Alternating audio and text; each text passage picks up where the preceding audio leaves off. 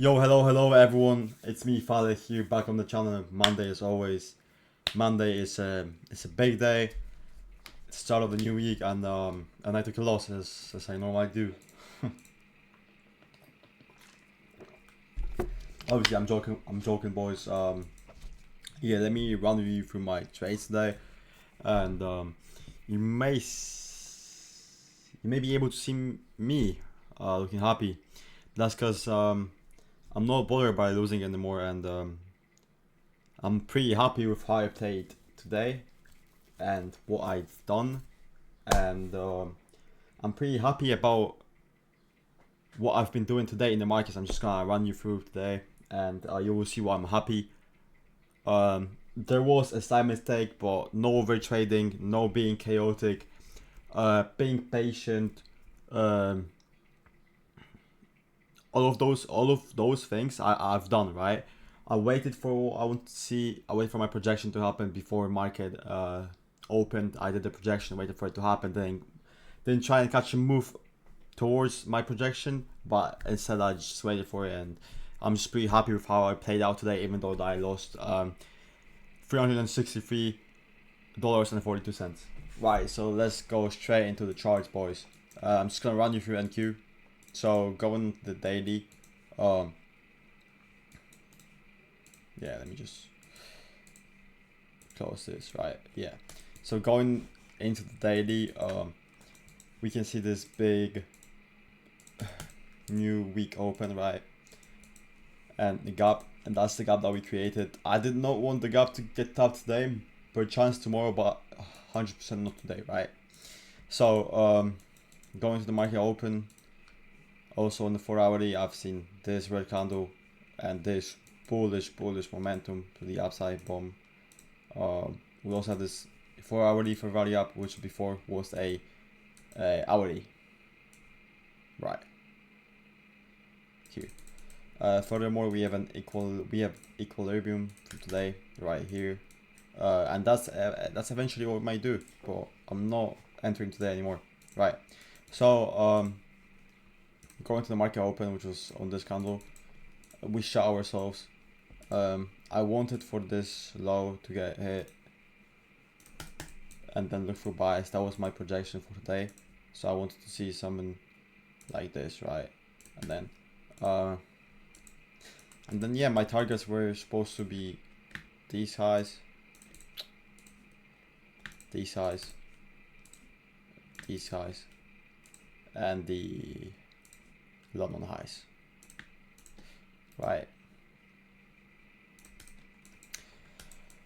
So yeah, just going to the market open. I was also considering a move higher to sweep the London highs and then move lower towards the new week open, but it's not like it didn't happen. So what I waited for instead, it's a tap into these lows, right? Because that was a quite nice projection alongside with the hourly and 4 hourly for rally up.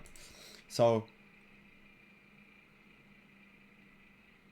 what it seems right now is that we tapped twice in the PD array and we're just gonna move up from now on. But I'm not entering, as I said. I'm just saying what I'm thinking as of right now of the markets. Okay, anyways, let's go into my analysis, right? So we made this 5-minute fair value gap as soon as the market opened, right? Let me just change the color for you boys so you can see, right? Make 5-minute fair value gap. On top of that, we created a 15-minute above these highs, right? Let me just make it, let's say green, right? Alright, so I've seen a sweep of that. I entered on ES, so I'm just gonna switch to ES right now. So we swept the sell side liquidity, but on the other hand, on ES we didn't sweep it, right? So we made an SMT. Furthermore, we swept this, which is a sign of manipulation. One of the confluences that I normally go for. Very nice. However, we were maintaining a bearish order flow because we kept on respecting this fair value gap on here, right? Up until we inversed it with this. and that's when I was considering my entry, right?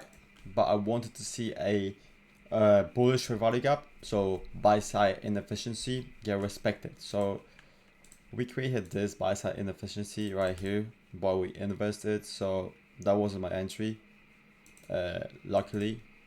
However, as you can both see on my chart executions, I did end up entering on a 30-second value up here. That was a $40 risk. I just had FOMO at that point. Yeah, so as soon as we respected this 30-minute rally up, that's when I entered my first trade. Yeah, I just had FOMO, but it's fine. I just raised to $40, so it's not much. I'm not really obsessed with that one. But yeah, it just FOMO, boys. Not gonna happen anymore. Yeah, okay, anyways. Then we moved lower, right? Created this higher low. And again, I'm waiting, right? We didn't break structure because we kept on respecting. Let me just turn off the executions, right? Because I cannot really see my charts. Yeah, so we kept on respecting this 1 minute rally up until we invested, and we broke structure in the 1 minute as well as closed above this rally up, and that was my basically final confirmation for the trade. I was pretty bullish for the day, and overall I'm pretty bullish. I was targeting these highs. I was not gonna take partial profits. I was just gonna target this buy side liquidity and then just take my profit, right? So with a 2.51 RR ratio. So yeah, this trade overall, I think my execution was really good, really good, except this FOMO that I had here. I think that my execution was an A, solid A, because of this FOMO, not A plus. I followed my rules, so as of right now, I normally tend to look for SMT boys. Then I tend to look for a either a inverse or a break of structure, right? These are the main three confluences. On top of that, I look at a PA, which is price action. So I look at how we respect the price action and everything, and other PD arrays. That's basically what I'm looking for when I go into the charts right now. And what we had today, we had everything. Manipulation, SMT again on Nasdaq. Sell liquidity got swept on Nasdaq. SMT, as I said. One more. Disrespected the bearish PD arrays. Made a higher low. Broke structure in 1 minute. We were in a 3-minute bullish order flow on Nasdaq. So I entered, right? I knew that that this trade is gonna be shit. I mean, not shit, but that we're gonna take stop loss after I've seen this inverse, because that's normally what my sign for an entry. So sweep, 15 minutes for layup, and I'm pretty sure that was also a equilibrium, right? Yeah, equilibrium of this move. Boom. 3-minute inverse, enter. So, and whoever did that took profits, right? Should I have moved my trade to break even? 100% yes, after what I just explained, but I just didn't see it in the real time. In the real time, I just thought that it might be a reversal, not reversal, but a move down towards this order block, which at first got respected, but then again we created the 5-minute inverse value gap, and at that point what I should have done is take my trade off with a nice loss, with a really low loss. Instead held it because I was really believing in it.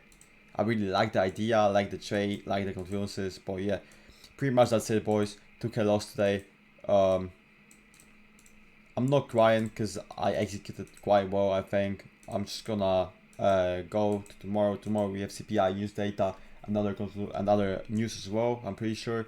But yeah, that's pretty much it, boys. I'm leaving forex for tomorrow. I'm gonna trade futures still, so you can expect a video.